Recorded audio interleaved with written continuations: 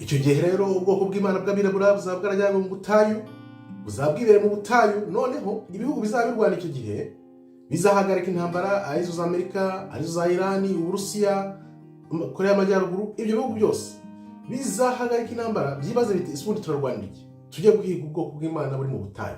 Bazabibwira yuko bazongera gusenya ubwoko bw'Imana nk'uko byagenze muri 70 basenya rwa rusengero rwa kabiri, ariko bazahura n'akabarore. Bizagenda gute rero?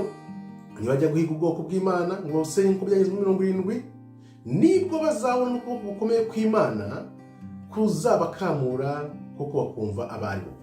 Abamarayika icyo gihe bazahuza imbaraga baze koko basenye abantu bazaba bashaka ubwoko bw'Imana, babakanira urubakwiye, babakubitisha ukuboko gukomeye kw'Imana. Niko bizagenda ubwo bazibeshya ngo bagiye gushaka ubwoko bw'Imana mu butayu ngo babusenye nk'uko babikoze muri 70. Icyo gihe ukuboko kw'Imana gukomeye kuzabakanira urubakwiye nk'uko byagenze mu Misiri, muri Egiputa. Ibi rero tukaba tubisoma muri Ezekiyeli 38. Reka duhere ku 8 kugeza kuri 12. Ezekiyeli 8, iminsi myinshi nishira uzagendererwa, mu myaka y'iherezo uzaza mu gihugu cyari cyaramazwe n'inkota, hanyuma kikagarurwa. Abantu bazaba barahunze barasubijwe mu gihugu cyabo, kikababwamo n'ubwoko buteranijwe hamwe buvuye mu moko menshi, bukajya mu misozi ya Isiraheli yahoze ari amatongo, ariko buvanywe mu mahanga. Ubwoko bw'Imana bumara gutahukanywa buvanywe ishyanga mu mpande enye z'isi bugasubira muri Isiraheli. Icyo gihe kandi bose bazaba bariraye bose uko bangana, bazaba bibereho mu mahoro. Nibwo rero bano bazungu bazagira gute? Bazavuga bati nanone reka tugende dushake bano bantu tubasenye nk'uko twabikoze muri 70. Kuba bazabibwira, ariko reka wumve ibyo bazahura nabyo. 9, nawe uzazamuka uza umeze nk'umugaru, uzaba umeze nk'igicu gitwikiriye igihugu wowe n'ingabo zawe zose n'amahanga menshi ari kumwe nawe. Ubwo ni ko Umwami Uwiteka avuga ngo uwo munsi uzagira icyo wibwira kandi uzagira imigambi mibi, maze uvuga uti ngiye gutera icyo gihugu, ngiye kuzamuka ntera igihugu kirimo ibitorero bidafite inkike, ntungura abatuye kandi bameze neza, baguwe neza, biraye bose uko bangana, batuye hatari inkike z'amabuye kandi nta myugariro cyangwa nta marembo. Nzabatungura mbatere kuko nta nkike, nta mabuye, nta marembo bafite.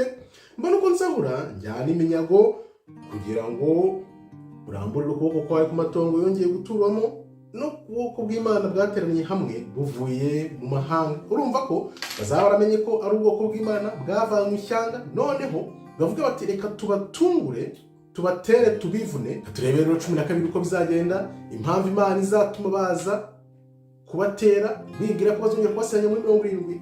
Ibyo byose bizaba kugira ngo urambure ukuboko kwawe ku matongo yongeye guturwamo. So Imana izaba iri kumwe n'ubwoko bwayo. Noneho bo baze batabizi, nubwo baba bibeshye ko bazi ubuhanuzi cyangwa bashaka kwihutisha ubuhanuzi, bo bazibeshya bazi ko bagiye kongera gusenya ubwoko bw'Imana nk'uko babigenjeje muri 70 basenya Yerusalemu. Reka mvuga ko bizabagendekera, bazaza batere, noneho biho bibereye mu gihugu cyabo. Ubwo buzabuteraniye hamwe bwavuye mu mahanga, niko bazabasangayo. Abo bantu bazaba bariboneye amatungo batuye mu gihugu hagati, bazaba bariboneye amatungo batuye mu gihugu hagati. Imana ko izabavana ibashyire mu gihugu cy'isezerano, aho bari baratataniye amantuza amashyanga yose. Noneho nimara kubazana, nibwo ayo mahanga yose azavuga ati isi ubundi turapfa iki? Dore abadutera ikibazo ni abangaba, muri tugende tubasenye. Ariko nyine icyo gihe bazahura n'ubwoko bw'Imana bukomeye nk'uko nabikubwiye. Nibwo bazicara hamwe bakavuga bati reka tugende tubasenye, ariko bazahura n'akabarore. Ikaze nanone rero ku ijambo ry'umwimerere, tuganire ku buhanuzi bw'intambara ya Iran na Isiraheli. Ese kuba Iran iri gukora intwaro za kirimbuzi ikaba yazigerageje bivuze iki? Ubuhanuzi butubwira iki? Tuzi neza ko ibihugu byose byagize ukuboko mu isenywa ry'ubwoko bw'Imana muri 70, byose biri guhura n'akaga. Ni ukubera iki ibyo bihugu byose birimo intambara?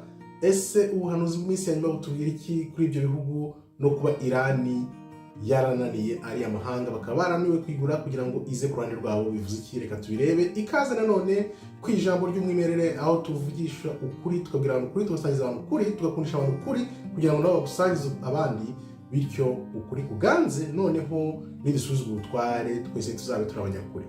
Wahaye ikaze nanone rero, ngwino ku ijambo ry'umwimerere. Germain Muhirwa, ngwino ngusangiza ukuri wahishwe, ukuri kuzakubatura ukava ku ngoyi y'ikinyoma. Ibyo ubuhanuzi rero ko bagomba kwishyura ibyo bakorewe ubwoko bw'Imana basenya Yerusalemu 70, bagomba kubyishyura, tubisanga mu gitabo cya Amos, umuhanuzi wa Amos 1:13 kugera kuri 15, uretse wumva iby'Imana izabakorera. Uwiteka aravuga ati, ibicumuro 3 bya bene Amoni, ibyo bicumuro 3 bya bene Amoni byose byageze ku marembo y'ijuru, byamaze kugera ku marembo y'ijuru, ibyo bakorewe ubwoko bw'Imana, ndetse 4 bizantera kutabakuraho igihano, kuko abagore batwite b'i Galileya baforomoje kugira ngo bacumure ingabo zabo, bazicumure ingabo zabo. Nuko iki baforomozaga abagore b'i Galileya, ariko Imana igiye kubereka uko intambara yambarwa. Mbere yo kwinjira mu buhanuzi bw'iminsi ya nyuma, reka nkubwire ibihugu bivugwa. Harimo Yordan, harimo Liban, harimo Syria, harimo ziriya zose za Palestina. Biriya bihugu byose kera byari bishyize hamwe, nibyo byatumye bigira akagambane, noneho bigambanira ubwoko bw'Imana nyabwo bw'abirabura, kugira noneho ngo Esawu azabiraremo abarimbure, namara kubarimbura bafate kiriya gihugu. Niko byagenze. Abantu rero bose bagize ukuboko muri ako kagambane. Imana nibivuga ko bazahura n'ishyano, nk'uko tubisoma muri Amos 1:13 kugera kuri 15. Uwiteka aravuga ati, ibicumuro 3 bya bene Amoni. Bene Amoni ni Jordan, kiriya gihugu Yordania, nibo bari bene Amoni, bagumye hariya kuko bagize akagambane mu kugambanira kugira ngo ubwoko bw'Imana busenyuke. Reka wumve uko Imana izabagenza. Ibicumuro byabo ni 3 cyangwa 4 bene Amoni, Yordani, igihano bakoze, kuko nzabahanisha igihano kubera ibintu bakoze byo gufomoza abagore, nkuko maze kubikubwira rero. Amon ni Yordania, Moab akaba ari Palestina, noneho Edom akaba ari bari bahijyanye mu 1948. Abo bose rero n'abandi bose bagiye bashyira ukuboko kwabo mu kugambanira ubwoko bw'Imana, bose bakaza hamwe. Niyo ubona bari gusubiranamo, ariko Imana byanze bikunze izabakanira bakwiye, kuko Imana ivuga iti, ibyo mwakorewe ubwoko bwanjye mubugambanira nzabibishyura nk'iby'inshuro zirenze 10.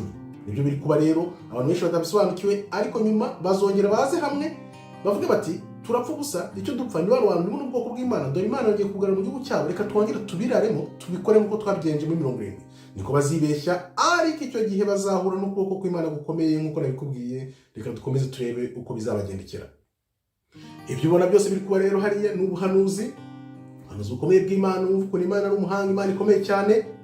Imana iri gukoresha Esawu, aribo bari abazungu bahijyanye n'Abanyamerika, noneho kugira ngo basenye bariya bose bagize akagambane. Ni ukuvuga ngo bariya bose bagize akagambane, ari za Palestina, za Yordani, za Syria, bariya bose baje hamwe n'abazungu bibeshya ko bazabagirira ikigombo, bazabagirira impuhwe, ariko retour final yabo yari ingome, kuko nabo ntabwo bashaka hariya. Niyo mpamvu ubona bashaka basenya, ariko noneho Irani ikajya mu nzira, Irani akaba ariyo kibazo.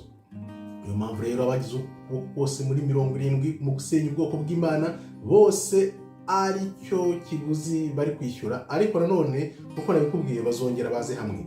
Reka turebe rero uko tubisoma bizaba kuri Moab ariyo Palestina, Amos 2:1 uko bizagenda. Uwiteka aravuga ati, ibicumuro 3 bya Moab ndetse 4 bizantera kutabakuraho igihano, kuko nabo barimo bagambaniye ubwoko bw'Imana. Icyo gihe nzohereza inkongi kuri Moab zitwike amazu yose. Moab izasenyuka, Imana izawohereza inkongi y'umuriro ibatwike, kubera nabo uruhare bagize mu kugambanira ubwoko bw'Imana muri 70. Icyo gihe Imana rero izabateza umuriro. Nibyo ubona bitangiye biri kugenda bishyirwa mu bikorwa, kugira ngo bose ukuboko bagiye bagira mu kugambanira ubwoko bw'Imana, Imana ibiture ikurikije ibyo bakorewe ubwoko bwayo. Niba wibuka neza, nabikubwiye neza ko bari abantu bari hariya atari bo bwoko bw'Imana. Ubuhanuzi na Bibiliya bitubwira neza ko bari abantu bahijyanye mu 1948 atari bo bwoko bw'Imana. Bizagenda gute rero?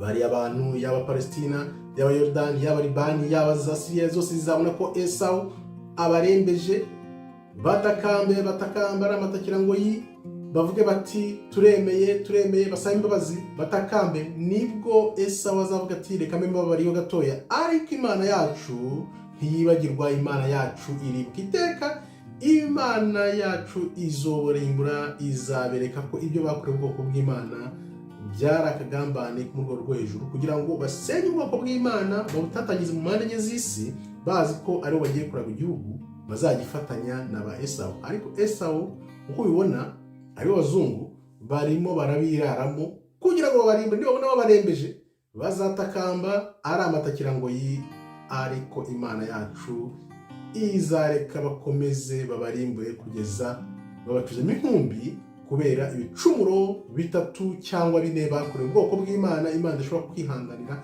Imana izobarimbura ibereke ko ari Imana nyamana ya Israel, ari ubwoko bwavuye kuri Abraham, Isaac na Yakobo, Imana yakunze kuva kera na kare. Niryo banga ry'ubuhanuzi bw'ibihe bya nyuma utajya wumva hirya no hino nk'ibi bihugu ntabwo babivuga uko byari biri kera. Bakubwire ko Amoni yari Yorodani, bakubwire ko Mowabu ari Palestine, bakubwire ko Esawu ari abazungu bahiganye. Noneho mu buhanuzi niyo mpamvu ubona ibihugu bimwe na bimwe babisiga kugira ngo udasobanukirwa uko ubuhanuzi bw'iminsi ya nyuma buteye.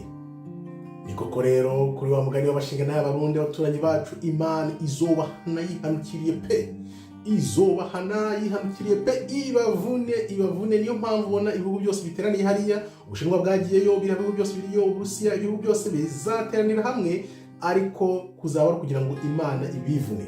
Imana izabivuna ibahane yihanukiriye, bose izabakoranye muri kiriya kibaya, bajyeyo bazi neza ko bari kurwanya inyungu zabo, ariko ntibazi umugambi w'Imana ibafitiye. Kuko gihamya n'iki? Nuko badakozwa ijambo ry'Imana yacu, ntibarikozwa nuko baba bazi ubuhanuzi, bo bibwira ko ubuhanuzi bashobora kubuhinyuza bakabwihutisha, noneho bukarata ntiwe bukibaye. Niko batekereza ko bashobora gukumira ubuhanuzi cyangwa se bakabwihutisha, bakumva ko bacenga Imana, noneho byose bakabikwepa ntibizabe, ariko bazahura n'akaga gakomeye cyane.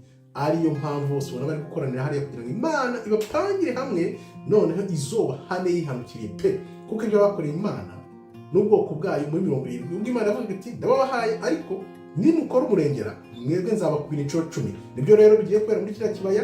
Akaba ariyo mpamvu ubona bose bari kwipanga hariya, bahipanga, ariko ntibazi ukuboko kw'Imana bazahurirayo nako. Ukuboko kw'Imana bazahurira nako ntibakuzi, ariko nibagerayo mu minsi ije nibwo bazavuga bati koko ubu ni ubwoko bw'Imana. Bamenye ko Imana yakunze ubwoko bwayo kuva kera na kare, bazabimenya bidatinze. Nibyo bije, nibyo abantu batavuga. Akaba ariyo mpamvu rero yumva abazungu n'abandi bose bavuga ubuhanuzi batavuga Ubushinwa. Ni gute wavuga ubuhanuzi bw'iminsi ya nyuma ntuvugemo Ubushinwa, ntuvugemo Amerika? Iyo bagize kuri Amerika baravuga ati Amerika ntabwo izabikigaragaramo, Ubushinwa ntibugaragaramo. Ariko reka tuze tukwereke impamvu Ubushinwa nabwo muri ubu buhanuzi, kubera ko Esawu ari umuzungu yamenye ubwenge, afata Ubushinwa arabuhisha, ntiyabuza mu buhanuzi kugira noneho ngo azabugire intwaro ye ya nyuma yo kurwana akoresheje kugira ngo arwanye ubwoko bw'Imana. Bafite ukuntu barwanya ubwoko bw'Imana mu bintu byinshi bikomeye, akaba ariyo mpamvu n'ibintu biba ku isi hirya no hino byose ntumenye ibibaye. Impamvu ya byose ni ukugira ngo bakomeze barwanye ubwoko bw'Imana. Reka nze mbiguhe mbivane muri Bibiliya nkwereke ukuntu Imana Abashinwa nabo izabakanira urubakwiye, kubera ko bakoreshwa na Esawu. Abazungu ibintu byose bakora bakabikoreshwa kugira ngo ubwoko bw'Imana budatera imbere, butongera kuzamuka na rimwe. Niyo mpamvu rero Imana nabo izabivuna ku mugaragaro kugira ngo yerekane neza ko nabo ibyabibizi, kuko yakunze ubwoko bwayo kera na kare. Reka tubisome hano mu muhanuzi Ezekiel uko abitubwira. Some rero ko bizagendekera Ubushinwa, nabwo ubuhanuzi bwabo buri muri Bibiliya nubwo bahisha uko byagenda kose. Turi muri Ezekiel 38 bya Gogi. Batubeshya ko ari Uburusiya, uretse ubyumve bafashe Gogi bayita Uburusiya, ariko mu by'ukuri Gogi ni Ubushinwa. Niyo mpamvu babihishe kugira ngo babizimize, kugira ngo abantu badasobanukirwa ibyo ari byo. Reka tumve rero ibya Gogi 38. Ijambo ry'Uwiteka ryanjeho riti, mwana w'umuntu, erekeza amaso yawe kuri Gogi Ubushinwa, uwo mu gihugu cya Magogu, umwami w'Iroshi n'Amashaki n'Itubari, maze umuhanurire uti umva ko umwami w'Uwiteka avuga ngo dore ndakwibasiye yewe Magogi we, yewe Gogi umwami w'Iroshi n'Imeshaki n'Itubali. Nzagusubiza inyuma nshyira indobo mu nzasaya zawe, maze nkuzana n'ingabo zawe zose, amafarashi n'abagenderaho bose bitwaje intwaro zishyitse, n'ingabo nini bazaba bafite, izabakusanya amafarashi yabo yose bazaba bafite ibazanye muri icyo kibaya. Uretse wumve, iyo ni Gogi Magogi. Abantu barabeshye kuva kera na kare uko bo bavuga ubuhanuzi, bavuga ko Gogi na Magogi izaba ari Uburusiya, ariko twaje gutahura ko Gogi na Magogi ariyo ntwari ikomeye bari barahishe n'Ubushinwa. Niko bimeze. Wibuke, ubwoko bw'Imana nibwo buhabwa ubuhanuzi, ubwoko bw'Imana nibwo bushobora gusobanura ubuhanuzi. Ubuhanuzi rero bwabo bashatse gusobanura babeshye, urumva ko ntibufatika. Utari ubwoko bw'Imana ntuhabwa ubuhanuzi, utari ubwoko bw'Imana ntushobora gusobanura ubuhanuzi. Ni ibintu bisobanutse neza. Akariyo mpamvu koko nyine bakurikije ibyabo, ko bavuga ibintu byabo, bafata Gogi na Magogi aho rero bagira Uburusiya, none Ubushinwa ubona nibwo buri kuzamuka cyane, ntibabushyire mu buhanuzi bw'iminsi ya nyuma.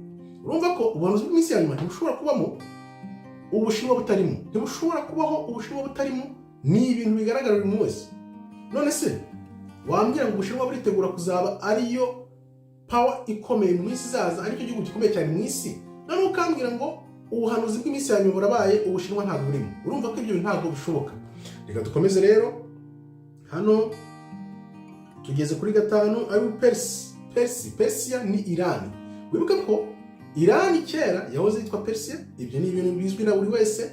Uretse uko bizagenda, ari Persia no muri Ethiopia ni Put ni Libya. Urumva ko Iran za Ethiopia na za Libya nazo zizaza hamwe bagiye gukora iyo ntambara hariya. Bazaba bari kumwe nabo bose bafite ingabo nini n'ingofero z'icyuma, na Gomeri n'ingabo ze zose, n'ab'inzu ya Togorum n'abahera bose b'ikasikasi n'ingabo ze zose, ndetse n'amahanga menshi ari kumwe nawe. Icyo bose bazaterana muri kiriya kibaya, baterane bajye muri iyo ntambara. Nibwo noneho Imana koko izabakoranyiriza hamwe, noneho ibivune ibarimbure, ibakubitisha ukuboko kwayo gukomeye, kuko bazabibeshya bazi ko bose bagomba kurwanya ubwoko bw'Imana. Imana izaramaze kugarura muri kiriya gihugu. Urumva ko Abashinwa nabo bazamanuka bajyayo, bose bazi ko bari kurwanira inyungu zabo.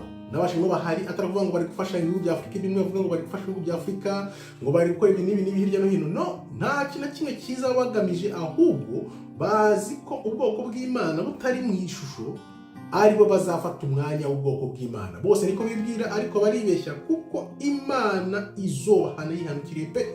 Kuki nta made in Africa ihari? Made in Africa nta ihari. Ibintu bikorerwa muri Africa kuki nta bihari? Ubugome bw'aba bantu rero bumeze gute? Wibuke nakubwiye ko Yuda ari buriya bwoko bw'Imana bw'abirabura buri muri Amerika, n'ubwoko 10 bwaburiye muri Africa. Hari Yuda ari bariya birabura bari muri Amerika, n'ubwoko 10 bwaburiye muri Africa. Wumva ukuntu ibintu biri mu bugome rero. Ni ukubera iki? Nta made in Africa, ibintu bikorwa muri Africa ujya wumva. Kubera iki? Abanyafurika turakomeye, turakora, dufite ingufu, dufite ubwenge, dufite ibintu byose, ariko ntabwo waduhanga ibyo bintu bikorerwe iwacu, kuko nibikorerwa iwacu tuzazamuka. None ubugome bwabo ni ubuhe? Bararebye baravuga bati Amerika nikora ibintu, nikomeza gukora ibintu, abantu babikora bari muri Amerika abenshi bakora ari abirabura. Nukuvuga abirabura bazazamuka bagira ingufu, none bamara kugira ingufu mu by'ubutunzi, ntabwo tuzongera kubayobora. Ariyo mpamvu bafashe ibintu byose byagombye gukorerwa muri Amerika bakabi designinga, bamara kudesigninga babikoze, noneho bikajya hehe? Production igakorerwa mu Bushinwa. Niyo mpamvu ibintu byose babijyanye kugira ngo bikorerwe mu Bushinwa, made in China. Biriya bintu byagombye kuba byarakozwe n'abirabura bari muri Amerika. Noneho baragiye bavuga bati ibi bintu bikorerwa muri Amerika, abirabura kubera ko aribo bari hasi babikora, bazagira amafaranga menshi n'ubutunzi bukomeye cyane, noneho batwipakurure bw'abahanuzi bwihute. Akaba ariyo mpamvu bafashe ibintu byose bakabijyana mu gukorwa mu Bushinwa, muri za Bangladesh, mu Buhinde, uduhugu nk'utwo tw'amafuti, kubera ko bazi ko umwirabura bamuhaye amahirwe yo kugira ubutunzi bizaba birangiye. Wumve rero ubwo bugome nibwo bugome bakorera abirabura muri Amerika no muri Afurika. Akaba ariyo mpamvu ubona Afurika bayisubiza inyuma, ahubwo bayikama bakayiha imyenda. Ibyo narisobanuye, badukama nk'inshuro 3. Baratwiba, bamara kutwiba bakazana ibyo bakoze, bakatugurisha, bakaduha inguzanyo, noneho tukabaha n'inyungu. kutwiba, kutuguriza n'inyungu, gatatu kose bakatwica izo nshuro eshatu. Akaba niyo mpamvu Ubushinwa bwahise buzamuka bwihuse, kubera ko imirimo n'amafaranga byose by'abirabura bo muri Amerika bagombye kuba baragize access kugira ngo bibazamure. Byose babonye ko bizatuma abirabura bazamuka bakagira ingufu, bahita babyimurira hehe? Mu Bushinwa. Ubwo ni bwo bugome bwaho rero Imana byose yibona iravuga iti nzabivuna nihanukiriye, kandi koko ibyo bihano barabikwiriye, kuko ibyo bakorera ubwoko bw'Imana bw'abirabura birenze kamere muntu. Gihamya y'akagambane dufite rero ni iyihe? Ni 2019. 2019 birano byabaye, twagiye twumva ngo biturutse bivuye hehe? Bivuye mu Bushinwa. Byakozwe n'abandi n'Abanyamerika. Abanyamerika bikorera ku butaka bw'Ubushinwa, ariko noneho bivugwa ko byavuye mu Bushinwa, byitirirwa Ubushinwa. Biriya byakozwe kubera iki? Ni ukuvuga ngo Esau uyu muzungu mugakorana, none yaba utangiye kugira ingufu agahita guta hanze. Nibwo yataye Gog hanze, noneho bakaba barabashaka ko Gog Magog ari Uburusiya, ariko noneho Ubushinwa bwatangiye kugaragara buta agaciro kubera ko babushyize hanze.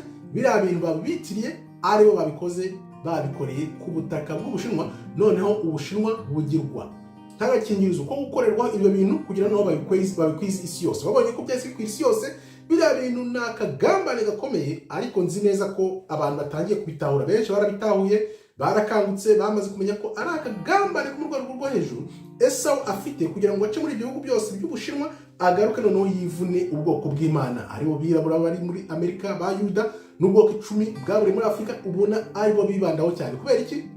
Kubera ko gambane bazi ko byanze bikunze nibadashyira hamwe ngo bivune ubwoko bw'Imana, bazaguma bari nyuma, kuko abambere bazaba nyuma n'abanyuma baba bambere, nk'uko byanditse mu ijambo ry'Imana. Ibyo bintu rero barabizi neza, bazi ko ubwoko bw'Imana bukomeza bukaza imbere bugakomera, bose bazaba abacakara n'abagaragu bacu. Nibyo badashaka ko biba, ariko se wamuzi ntibishoboka niyo wagira ute? Nuko rero namaze kugusomera muri Ezekiel 8:3-4, tumaze kubona ko neza Gog Magog atari Uburusiya nk'uko batubeshya iminsi yose, ahubwo Gog na Magog ni Abashinwa. Esau ari bazungu, Abanyamerika n'ibyo bihugu byose by'abazungu byakoresheje bikabagira intwaro yabo kirimbuzi, kugira ngo bizafashe kugira ngo bakomeze kurwanya ubwoko bw'Imana, yaba ari Yuda uri muri Amerika n'ubwoko 10 buri muri Afurika.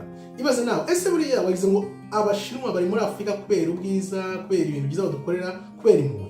No, Abashinwa bari muri Afurika kubera inyungu zabo, kudusahura no kutwiba mu cyayenye. Ni ukuvuga ngo bariya bantu bararangiza bakabigabana, kuko biba mu cyayenye. Abazungu bo barazaga bakiba ku ngufu, bakiba ku mugaragaro, ariko bize umutwe bakoresha Abashinwa, bakaza bakaguha akavungukira, noneho bagatwara ubutunzi bwinshi cyane, bagombye kugusubiza ku bihe kugira ngo ujye imbere nawe. Ariko bakabazi ko nufata igihe ukitaho mugashyira ubwenge ku gihe, namwe muzazamuka no mukaba igihugu gikomeye cyane, mukaba mwabarwanya, mukavuga ati no, akaba ari byatangiye. Ariko noneho kubera ko Imana umugambi wayo utari wasoza, umugambi w'Imana utarasoza, niyo mpamvu ubona bagisahura, bagikora ku kagambane bigashoboka. Ariko twatangiye kubamenya kubera ko iminsi ya nyuma ubuhanuzi buri kugenda bwegereza umusozo. Niko nguko rero bazata agaciro, noneho Imana ikadukirisha akaboko kayo gakomeye, ubwo izabatamaza ibasenyera, ikabivuna muri kiriya gishanga, muri kiriya kibaya. Nibyo bizaba, mutabwirwa abantu bahisha, ariko bamwe twagira ubuntu n'Imana tukabimenya, tuzi neza ko bazakora ibyo bakora, bikomange mu gatuza bavuge bati ibyo bintu turabishoje, turabirangije. Ariko Imana nibwo izahita ibereka ahibera Imana nyamana, Imana ya Abrahamu, Isaka na Yakobo. Umugambi wayo n'isezerano dusezeranyije irisoze, gutyo yongere dusubize ubutware. Ibyo bintu rero nibyo bashaka ko bitaba, ntabwo bashaka ko biba. Ariko se wayinyura ubuhanuzi bw'Imana? Ntibishoboka. Kandi Imana ntabwo yigeze yibagira ubwoko bwayo na rimwe bibaho, kabone n'imyaka y'ibihumbi n'ibihumbi. Imana izi neza ko ibyo bintu bizasoza, natwe ari mukuri tuzi neza ko ari igihe gusa, ubundi Imana igakora ibitangaza bimaze imyaka ibihumbi bitagaragara. Mu gihe rero ubwoko bw'Imana buzaba bujyanye mu butayu, abo bose bari kumarana bari mu ntambara, ubwoko bw'Imana buzajyanwa mu butayu, barimburane bamarane, bakora intambara bamarane. Imana ifata ubwoko bwayo ibujyane mu butayu, noneho nibamara kurimburana bamaze kubona bari kumarana, nibwo bazasubiza ubwenge kugira babaze, ese ubundi turapfa iki, turamaranira iki? bahite bibuka yuko ubwoko bw'Imana ariko bari kumaranira kuko buzabaca muri humye, Imana izakora ibitangaza byayo, noneho barimbura. Niba bamara kurimburana babone baramaranye, bahita bavuga bati turapfa iki? Uzi koko bwa bwoko bw'Imana ariko turi gupfa. Bahite bibuka rero ko ubwoko bw'Imana bwagiye bashaka kujya kubushaka mu butayu, kuko nabikubwiye nibwo bazahura n'akabarore ubwoko kw'Imana gukomeye nk'uko byabagendeye muri Egiputa. Bazabibeshya bazi ko bazongera kubikora nk'uko babigenje muri 70 kugira ngo baze hamwe bakora akagambana, none bongere barimbura ubwoko bw'Imana aho Imana izaba yabajyanye. Icyo gihe rero bazabona akaga gakomeye, nibwo bazabona Imana nyamana ya Aburahamu, Isaka na Yakobo uko izakoresha abamarayika bayo noneho bakarimbura abo babisha bazabashaka kurimbura ubwoko bw'Imana. Imana rero ikaba ibafitiye umujinya no kwihimura bikomeye cyane, byanze bikunze Imana izabivuna. Ibafitiye umujinya ukomeye cyane, izabotsa bayoberwa uko bigenze.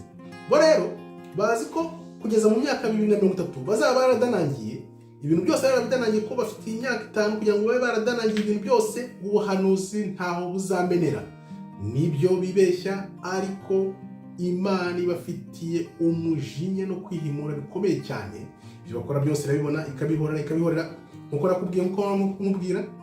Imana ntabwo igwanya umubisha ari hasi, iramureka kizamura, noneho yamara kugera hejuru nibwo Imana koko yerekana ukuboko kwayo gukomeye. Uribuka ibyabera i Babeli, uribuka ibyagiye biba mu bitabo hirya no hino, byose bakizamura. Aba nabo rero Imana izabareka bizamure bishyire hejuru, bumve koko badanangiye byose muri 2030 ngo badanangiye bakoze ibiki. Noneho nibwo Imana izahita kubita hasi, noneho wa mujinya wayo no kwihimura gukomeye kubagereho, noneho bumve koko ko Imana ari Imana nyamana ihana yihanukire kandi itajya yibagirwa n'iri na rimwe bibaho. Akaba yo mpamvu rero Imana iri kuduhamagara kugira ngo twongere tuyisange, tuyikunde, tuyishakishe, dushakishe amaso y'Imana, noneho umugambi wayo usoze, kubera ko tuzaba twayikunze nayo idukunze. Ibyo byose niyo mara gusoza rero bimaze kuba, Amerika kuko ari iri inyuma yabyo byose, Amerika ni iri inyuma y'ibyo byose, izahura n'akaga gakomeye cyane kuko izacikamo gatatu. Amerika izacikamo gatatu. Ibyo bintu byose nimara gusoza, twaraje hamwe, twarakunze Imana yacu, noneho bagakora ibyo bintu byose bakora, Imana izivuna Amerika kuko niyo iri inyuma y'ibyo byose, icikemo gatatu. Reka turebe rero uko bizagenda, uko izacikamo gatatu. Byanditse neza, ubuhanuzi bwanditse neza, ibyo babeshya byose banyura hirya banyura hino, ariko ubuhanuzi uko bwanditse ntushobora kubusobanura utari umuntu uva mu bwoko bw'Imana. Waba Yuda uri muri Amerika, waba ubwoko 10 bwaburi muri Afurika, nibwo tuzamenya ko turibo neza. Noneho Amerika ihure n'akaga icikemo gatatu. Reka tubisome neza utagira ngo ni ibintu tuba duhimbye. Gucikamo gatatu kwa Amerika rero, dore uko bizagenda, tubisome mu byahishuwe 16 kuva kuri 17 kugeza kuri 19. Amerika izacikamo gatatu. Reka mbigusomere nkuko nabikubwiye utagira ngo ni ibintu mba mpimbye. Ibyahishuwe 16 17 kugera kuri 19. Marayika wa karindwi asuka urwabya rwe mu kirere, ijwi rirenga rivuga mu rusengero kuri iyo ntebe riti, birarangiye. Yasuka urwabya rwe, ijwi rirarenga rivuga, birarangiye. 18. Habaho imirabyo n'amajwi no guhinda kw'inkuba, habona igishyitsi gikomeye cyane. Igishyitsi gikomeye gityo kitigeze kiba uhereyeho abantu babereyeho mu isi. Hazabaho igishyitsi gikomeye cyane, yabyo mitingito yabaza tsunami. Habaho igishyitsi gikomeye cyane kitigeze kibaho n'iri na rimwe kuva isi yaremwa abantu babaho. Urumva ko ibi bintu ntabwo ari ibintu byahise, ni ibintu bizaza imbere. Ntabwo ushobora kuvuga ngo ibi bintu byararangiye byarahise. Icyo gishyitsi kizabaho kuva isi yabaho, ntabwo cyari kigeze kibaho n'iri na rimwe. Uretse wumva rero ko bizagenda icyo gishyitsi kimara kubaho, kitigeze kibaho kuva isi yaremwa n'iri na rimwe. Wa mudugudu ukomeye ariyo Amerika igabanywamo gatatu. Wa mudugudu wibwira ngo urakomeye cyane, cya gihugu gikomeye, kizagabanywamo gatatu. Noneho imidugudu yose n'amahanga igwe. Babuloni ikomeye ubwo nibwo izibukwa n'Imana iyirimbure. Babuloni ikomeye y'uyu munsi ni ihe? Abantu bazi iby'ubuhanuzi bazi neza ko ari Amerika. Izaba imaze kugabanwamo gatatu. Imana yibuke Babuloni, yibukwa imbere y'Imana ngo ihabwe agacuma k'inzoga ariyo nkazi y'umujinya wayo. Babuloni igomba kuzanwa ku mujinya uri mu gacuma, ariyo nkazi y'umujinya w'Imana. Nuko ngukorera Amerika rero izacikamo gatatu, izakomeza ihagaze ariko irimo ibyo bice bitatu, noneho barebe bafata ibyo bintu nibwo bazafata ubutware babusubize mu Burayi. Urumva ko bwabo hanuze muhora mubwira ko ubuyobozi n'ubutware buzasubira mu Burayi, nuko bizagenda Amerika imaze gushegeshwa, imaze gucikamo gatatu.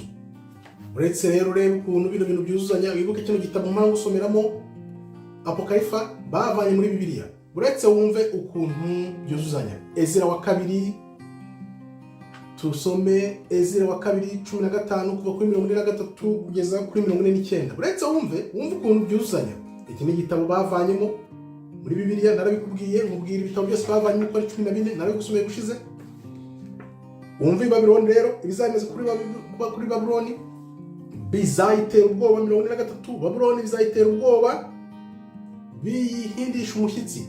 Ibintu bizamaze kuba dusomye mu byahishuwe muri Bibiliya, iyi ngiyi dufite isanzwe, niba bibona bizabatera ubwoba bibahindishe umushyitsi. Abantu bose bazaza bagana Babylon bayifate, noneho imiriro izaba yaka hejuru amanywa nijoro. Icyo gihe nibwo abantu bazayigabiza iyo Babylon izaba imaze kugwa. Urumva ko bazayireba bavuge bati ya Babylon yari ikomeye iraguye, reka tuyigabize. Ibi bintu babivanyemo n'ubuhanuzi buhura, bari bazi ko abantu bazakanguka bakabimenya. 45 icyo gihe bazakomeza bari muri iyo Babylon, noneho bayitera ubwoba kubera ko izaba yaramaze gucibwa imbaraga. 46 abantu bazaba bavuye muri Aziya, Abashinwa. Ngibi biri muri Bibiliya bavanyemo Abashinwa birimo. Urabona ko Abashinwa nibo bagenda bigabiza Amerika. Nabikubwiye ko Amerika igenda batera imbaraga, itwara ubutwari n'ubutunzi bw'Abanyafrika barahera muri Amerika kugira ngo batagira ubutunzi. Urabona ko izi ngufu Ubushinwa bufite, abirabura nibo bagomye kuba bazifite, ariko abazungu baravuze bati reka tubitinze tubibime kugira ngo batagira imbaraga batwigaranzure. Urabona ko bihishe muri bitabo byose bagiye bavanamo. Niyo mpamvu hano Imana ivuga ngo Abashinwa bazagenda bayifate babe nkabo, nibamara kuba nkabo bazaba bafite ibyiringiro by'uko Babylon izongera kugaruka ikagira imbaraga, ariko noneho ikagarura imbaraga aribo bayifatiye bayifite mu ntoki. Urumva ko ibi bintu byose Imana yabishyize ku murongo. Ariyo mpamvu ubona ko Ubushinwa na Aziya batabizana mu buhanuzi, bavuga ko ntabwo biri mu buhanuzi, ahubwo bagahita bafata Uburusiya akaribwo begekaho ubuhanuzi kugira ngo tutazasobanukirwa tumenye uko ibintu bihagaze. Dukomeze turebe rero muri 47 kuko Imana ivuga ngo akaga kaba kuri abo bantu b'Abashinwa b'Abanyaziya bazaba bishyize hamwe na Babylon kugira ngo bisanishe nayo bakore imeze nkayo, kuko umujinya wanjye nawo uzabageraho. Byanze bikunze bigize abakunzi ba Babylon baba nkayo, bigira nkayo, ariko ibyo bashatse mu mitima yabo kugambana icyo gihe cyose byose byanze bikunze nzabibahembera kandi nzaba igihembo n'igihano kibakwiriye. Kuko bavuga bati Amerika nisanyuka tuzayifata, nitumara kwifata noneho dukomeza ko dufata ubutware. Ari mpamvu mvuga bavuga ngo Ubushinwa niyo power ikomeye izakurikira. No, ntaga ko bimeze ko Imana izabakusanyiriza muri kiriya kibaya bose batsindagirire hamwe ibahane koko itihanukiriye, ibahane koko yihanukiriye, kuko itihanukiriye ntabwo yaba ibahane, izabahana yihanukiriye kubera ibicumuro byose bakoreye ubwoko bw'Imana n'akagambane kugira ngo ubwoko bw'Imana bugume buri hasi, tugume turabaja babo. Ibintu Imana iri kuvuga iti ndabireba ariko nzabivuna. Reka turebe muri 48 rero ko byagenze. Abantu bose bazakurikira inzira za Babylon, imikorere yabo, ibyo Babylon ikora, biriya bintu akazi kayo ikora, igafata igashyira muri za China, ibyo bihugu byose za Bangladesh, biriya bihugu byose byo muri Aziya bikora ibyo bintu byabo. Imana bose irababona, izabashyira hamwe noneho ibereka koko ari Imana nyamana yakunze ubwoko bwayo. 49 reka turebe rero, nzaboherereza ibiza abo bantu bose bigize abantu batindakoreka nk'Abashinwa bavuga bati bitwe tuzafata ubutwari, kuko baravuga bati turasahura, nubwo turi gusahura Amerika cyangwa tugasahura Afrika, tugakora ibyo bintu byose twiguzaho ubutunzi. Uretse wumva icyo Imana izakorera Ubushinwa nzabwoherereza ibiza noneho bigende bibatera ubukene kabisa, inzara, bibatera inkota, ewana n'ibiza n'indwara zikomeye cyane, kuko ibyabo byose bizaba ibitabwa noneho kurimbuka n'urupfu nibyo bizaba bibaranga muri iyo minsi. Urumva ko ibi bitabo babivanyemo bihura n'ibyahishuwe kugira ngo tutazarabuka tumenye uko hanuzi bizagenda, ariko Imana yaravuze iti nubwo wabyita apokarifa wumve naho bitereye amakenga. Apokarifa bivuga ibintu byahishwe. Bafashe apokarifa yari hagati y'isezerano rya kera n'irishya barivanamo bazi ko ibintu tutongera kubibona, ariko twarabibonye. Ubu rero ni ku buhanuzi bumeze. Urumva ko Ubushinwa nabwo buzahura n'ingorane, Imana izabateza ibiza, amapfa, inzara, inkota, indwara, byose noneho bikabateza urupfu. Nibyo bizaba ku Bushinwa. Amerika nayo imaze gusenyuka, imaze gucikamo gatatu. Nguko rero uko Amerika ikomeza gukoresha Abashinwa kugira ngo ikomeze bihishe inyuma, ariko bose bafite umugambi wo gukomeza gukinagaza ubwoko bw'Imana, ubwoko bw'abirabura, Abayuda bari muri Amerika n'ubwoko 10 bwaburiye muri Afurika. Ariko rero reka twinjire mu buhanuzi bwa Yesaya, nabwo buturangirize neza, butubwire uko ibintu bizagenda, uko Babuloni n'abambari bayo, Abashinwa bo muri Aziya bose, Imana izabarimbura. Yesaya 13:17, dore nzabateza Abamedi, ntibazita ku ifeza kabone n'izahabu ntibizabanezeza. Ntabwo ifeza n'izahabu byose bazaba bizabanezeza, ntabwo bizaneza abanyamiheto. Abanyamiheto bazavanagura abasore batanzitse n'urubyaro rwabo, ntibazigera bagira imbabazi n'abana babo bato. Kandi Babuloni yo ari Amerika. Babuloni yigize ubwiza n'ubwibone, niyo bwiza bw'ubwibone bw'abanyamahanga bose. Babuloni yo Amerika. Uretse uko bizagenda, hazamera nk'uko Imana yarimbuye Isodoma na Gomora. Icyo gihugu kigize indorerwamo y'ubwiza n'ubwibone bw'abanyamahanga bose, bakaba bafite umugambi wo kurimbura ubwoko bw'Imana. Iby'Imana yakoreye Sodoma na Gomora nibyo izakoreye Babuloni Amerika, abantu bose batabyumva, nguko uko Imana ivuga mu muhanuzi Yesaya. Aha rero akaba ari ushobora kwibaza uti ese aba bantu y'Abanyamerika, y'Abashinwa, y'Abashikenazi bose bari muri kiriya gihugu bahijyanye, ubuhanuzi buri muri Bibiliya ntabwo babuzi? Ubu buhanuzi barabuzi, ahubwo bo bavuga bate? Baragira bati reka turebe ukuntu ubuhanuzi twabwihutisha, none nitubwihutisha dukwepe umugambi w'Imana, tuzane Masaya wacu. Wibuke bahora bavuga ko Masaya wabo ari hafi kuza, kandi uwo Masaya wabo ari mu isi. Tuzi neza ko umucunguzi n'umukiza wacu Masaya wacu azava he? Mu ijuru. Ntabwo azava mu bantu hano mu isi, azava mu ijuru yoherejwe n'Imana, ntabwo azava mu bantu. Bora baravuga bati nubwo ubuhanuzi bumeze gutyo, bakavuga bati wenda dushobora kubyihutisha, wenda bakibeshya ngo Imana ntabwo izaba iri ku gihe. Bo bashaka kugiteka imbere y'ibihe, ariko Imana ikabiteka ku gihe. Ntabwo bazihutisha ubuhanuzi rero ngo bikunde, ahubwo bazahura n'ukuboko gukomeye kw'Imana, aho izabakusanyiriza muri kiriya kibaya maze ibatwike, ibarimbure, ice mu Babuloni gatatu. Noneho cya gihugu bakoresheje cy'Ubushinwa nacyo igiteze imyuzure, ibiza, urupfu n'ibindi bintu nk'ibyo, n'inkota ikomeye cyane bizabageza ku rupfu kubera kugambanira ubwoko bw'Imana. Irani rero akaba ariyo mushibuka Imana yateze Esawu n'abambari bayo bashaka kugira nawe ubwoko bw'Imana. Irani niwo mushibuka Imana yabateze. Bazashaka nako bagerageje guha ruswa Irani ngize ku ruhande rwabo iranga. Wibuke haraneze kuvuga muri video ko Putin w'Uburusiya avuga ati Irani iri ku ruhande rw'Abanyaburayi iteye ikibazo kurusha Irani ifite nuclear. Wagira ngo n'ubuhanuzi, wagira ngo Putin ubuhanuzi nawe arabuzi, kuko urumva Irani iramutse ijyanye nabo bakayiha ruswa ikajyana nabo, byaba birangiye. Ubu ngubwo nibwo babishe ubuhanuzi, ariko bishoboka kubera ko Imana nyine yabyanditse kera na kare. Irani niwo mushibuka wabo uzabashibukana. Bakazabigenza gute rero? Nibamara gukora izo ntambara, bazareba ukuntu bafata ubutware bwose, kubera ko uzamaze gusenyuka muri Amerika, byasenyutse byose byagiye hasi. Bazahita bafata bwa butware bwose babusubize he? Babusubize mu Burayi, bayoborerwe i Roma, aribwo ya myaka 7 bavuga ya nyuma y'ubutegetsi izaba. Kuko ureba n'ubutegetsi buri hagati, hari Abarabu, hari Abanyaziya, hari Abazungu, hari natwe abirabura. Bimeze gute rero?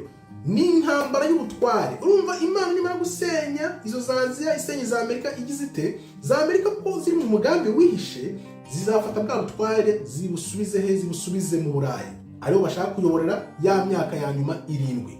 Nibwo rero bizabishyushye noneho Imana bazashaka kurwana nayo. Uretse uze wumva ukuntu bizagenda, uko bizarangira, uko umukino uzarangira. Irani babereye umushibuka, Irani yarwanye nabo, bazashaka kuyiha ruswa byange binanirane, noneho bajye mu ntambara barwani, ariyo ntambara ya hatari izakurura ku intambara ya nyuma izaganisha kuri ubwo butware bwa nyuma, nabwo noneho buzayimurwa na Kristo. Reka tuze twumve uko bizagenda.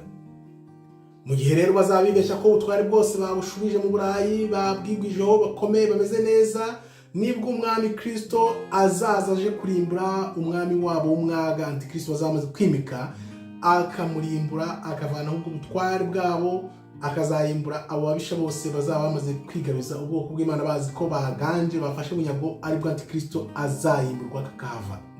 Ubwo rero uko bizarangira, sinjye wahera, hahera umwami w'umwaga n'ubwami bwe. Babuloni iyo ngiyo irasenyutse, irarimbutse, iraguye nk'uko tubisoma mu Byahishuwe. Nuko Babuloni izagwa, ubutegetsi bwayo n'umwami wabo w'umwaga bazamaze kwimika bagahanukana. Sinjye wahera, hahera ubuhanuzi, ubwoko bw'Imana buganze. Noneho uko Imana yasezeranyije isezerano yasezeranyije Abraham, Isaac na Yakobo risoza, ubwoko bw'Imana buyobore buganje nk'uko Imana yabigennye. Ngayo nguko rero nuko ubuhanuzi buzarangira, filime nuko izizinga, bazafata ubuyobozi bujyane mu Burayi, niba mujyana aho bimika umwami wabo w'umwaga ariwe Antikristo. Kristo wacu, umwami wacu n'umukiza Yeshua HaMashiach, ariryo jambo rye, ariryo zina rye, aze noneho asenye ubwo bwami n'umwami w'umwaga wabo, noneho babishyire hasi burundu, Sekibi atsindwe, avanwe mu isi burundu, maze ubwami bw'umwami wacu Yeshua HaMashiach Kristo ariwe mwami wacu n'umukiza bwimikwe, byasezerano ryacu by'ubwoko bw'Imana. Yuda n'ubwoko 10 bwaburi muri Afurika baze hamwe, bakora inkoni imwe mu kuboko kw'Imana, twongere tugire ubutware nka Israheli imwe ya nyayo, Imana izayimaze gukora ivanye ubwoko bwayo mu mpande enye z'isi.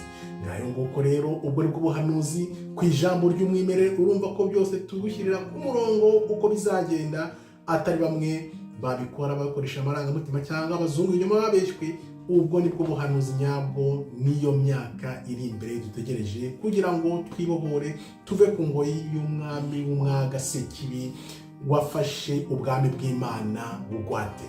Nuko rero bizarangira, Imana ntabwo ijya yibagirwa, iteka ryose ni ibintu byamara imyaka 1000 ariko isezerano ry'Imana ntirijya rihera. Murakoze rero, Imana ikomeze ibarinde. Shalom, shalom, shalom.